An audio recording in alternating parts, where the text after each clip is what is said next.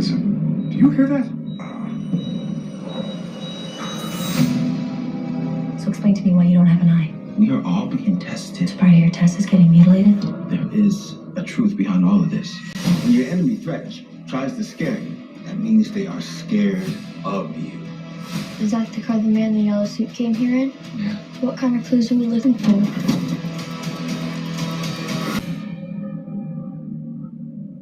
Hello everyone and welcome to Geek Anime channel. I'm your detective host Igor, and today we're gonna discuss everything that we know about From Season 4 Episode 7, that this time is actually gonna be released next week. You're not gonna have to wait another 2 weeks. I mean, hopefully this stupid thing is never gonna repeat itself, not in Season 5 also. And as usual in those videos, I always start with the synopsis for the upcoming episode, and we have this one on Rotten Tomatoes.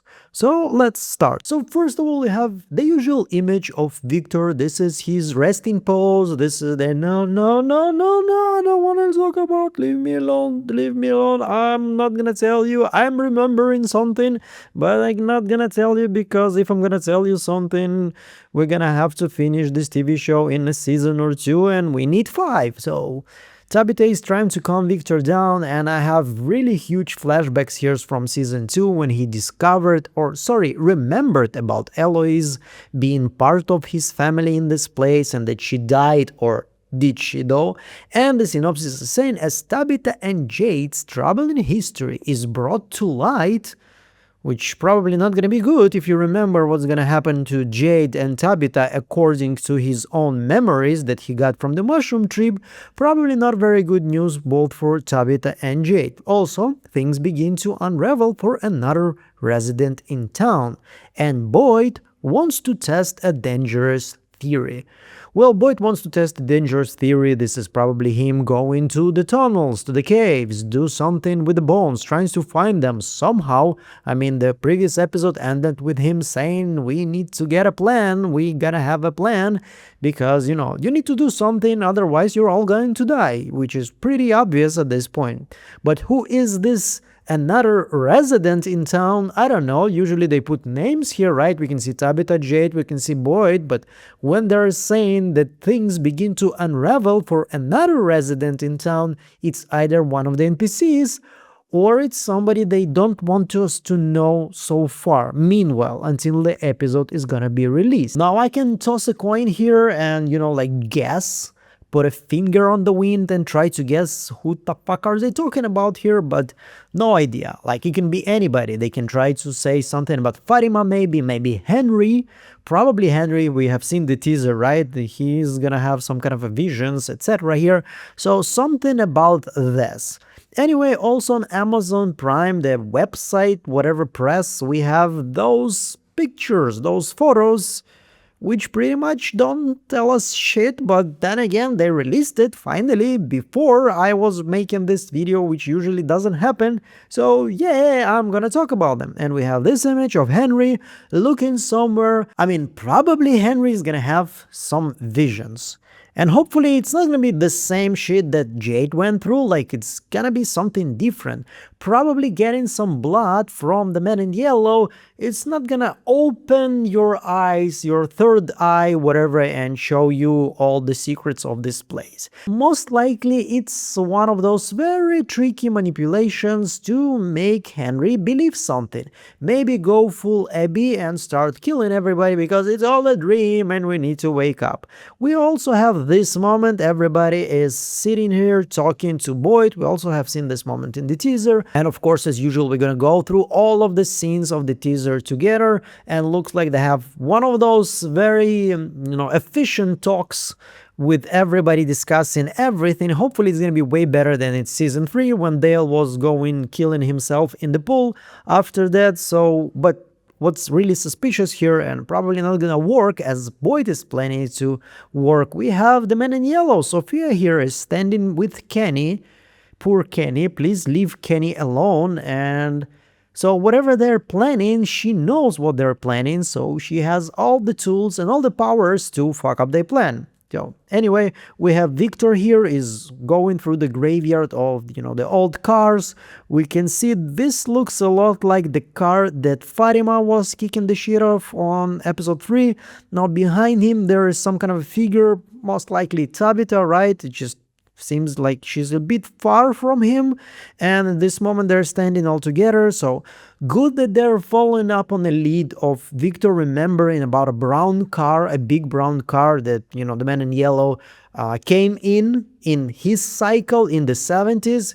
So yes, it's good they followed it up. So one of the things that makes us all feel like we're getting closer to the answers is that finally our heroes actually doing something about every little clue that they find. Even sometimes it takes a little bit more time that we would like them to take, it's still not taking them for a fucking season like it used to take them in previous seasons. So anyway, we have like just a couple of cars and that's it. So as I told you, not that much information. And you know what? Good. We have left only 4 episodes. I don't want to get another teaser that basically revealing me every possible interesting detail or, revelation or answer that I want to actually see during the episode itself. I want to be teased. This is why it's called teaser. You see, English is my 3rd language, but even I know that. Teaser is supposed to tease you. That's not called answerer that provides you answers, it's teaser. Okay, let's go through the teaser, okay? And as usual, hats off to Jeremy Ice and Fires. Thank you so much for the quality. We can see that they were playing some kind of a chess here with Henry. It looks a little bit like chess figures. It looks a lot like chess figures that Kenny was making with his father.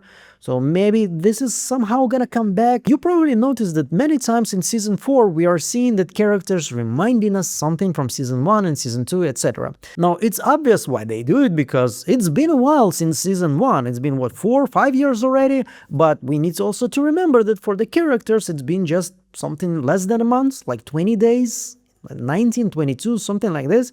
So yeah, interesting, and maybe we're actually gonna come back to the chess pieces, but Henry's here drinking with Jade, and he's starting to hear things and see things. Now in the background we can hear something beeping, and right away I think about something medical, like maybe somebody hooked to the machine or something like this. And here Henry definitely sees something. Okay, but this is a bar. This is him standing next to Jade. This is already not a bar. You can see like the lamp behind him, this like big wooden one. It's already a house, and it looks a lot like the house where Matthews live right now. So whatever he's seen, this is something that the man in yellow wants him to see. I don't think this is some kind of a revelation or some kind of an answer that is hidden inside his memory or in his past reincarnations. Maybe Henry will get connected somehow to the poltergeist from episode 1 that nobody talks about and nobody mentions anymore, and I'm kind of start to lose my patience. What the fuck was that? Like, can you give us some hints? What was it about? My speculation that it was Jim. But then again, like, nothing, no information. Anyway, Henry is gonna be pushed by the man in yellow to do something, right? The man in yellow wants everybody to tear each other apart. So Henry is probably gonna be one of those agents that's gonna go around and start screaming that it's all a dream and we need to kill ourselves in order to wake up. I mean, this is the most popular theory right now, but I would love if they go into another direction, something more original. Hopefully it's gonna be something that will simultaneously push Henry somewhere, but also for us, the focused audience, provide us some interesting answers or maybe even just some clues that will allow us to build more on explanation about this place, about this whole Fromville situation. So there's like big shining light. Is it possible that this is somehow connected to the lighthouse? I mean, the only time we have seen a big shining light when it helped Boyd and Sarah in the woods, when it helped Jade from this vision of the Civil War soldier.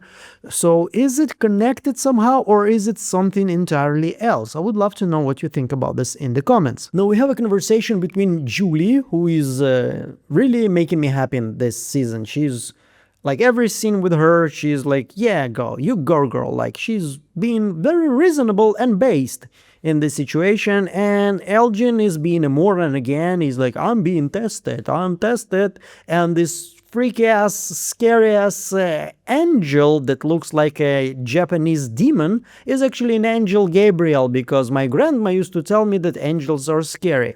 Now he's saying that we are being tested, and maybe it's actually once again an influence by Sophia. Maybe we're gonna see some conversation when Sophia is telling him, oh, by the way, John 1:74, or Abraham, and Israelites, they went and everybody took their eye, so you're being tested, Elgin, and also you need to kill that witch Tabitha, otherwise you're not gonna be able to escape this place. So maybe something like this we're gonna actually see too in episode 7.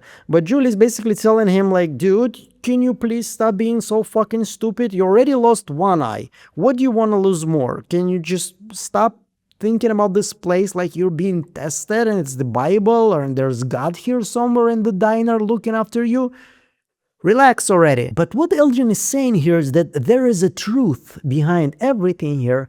Once again makes me think about everything that we spoke about in the previous review, like truth. And we talked about the golem, and in order for make the golem to come alive, you need to write truth on his forehead, emet, a Hebrew word.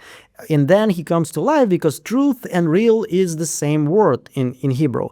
Once again, truth, making things that are not real, like dreams and nightmares in this place, make them true. It feels more and more like some kind of a theme or aspect of this place. Maybe this is actually what's happening here. I was always thinking that this place is basically half spirit world and half real world that somehow got combined. But maybe it's a dream world and a real world that somehow got intertwined, and there's a forces here that use this anomaly between, those two different worlds to create real nightmares, to make them real, to make them kill people. I don't know, just a thought, and I'm gonna move on to the next scene. So Boyd is talking to everybody, and everybody is listening, but Randall is sleeping again. I don't know what's going on with Randall. He's like, when there was, the funeral, every crow arrived from the forest, and everybody was like, oh my god, crows, crows. And Randall was like, I wonder what my shoes are made of. That's interesting to me right now. And now everybody's listening, and Randall is basically like, I'm just bored, whatever, fuck it all. So probably Boyd is talking to everybody about what they find. Like, they need to go to the caves, and they need to risk their lives, because there is no other way. You all going to die if not do this. I mean, you can die trying, or you can die waiting. Pretty much the same conclusion here, but the first, have some kind of a chance for you to survive. The second one, you're gonna die all 100% confidence. But once again, whatever is Fatima here hearing, she's not liking, so... And Alice also, so something bad is gonna happen. Maybe they gonna use Fatima and her connection to Smiley as a tool to realize and to, follow monsters, to know when they leave the caves. So Fatima is gonna be like, my radar is saying that Smiley left like 5 minutes ago, so everybody in, go.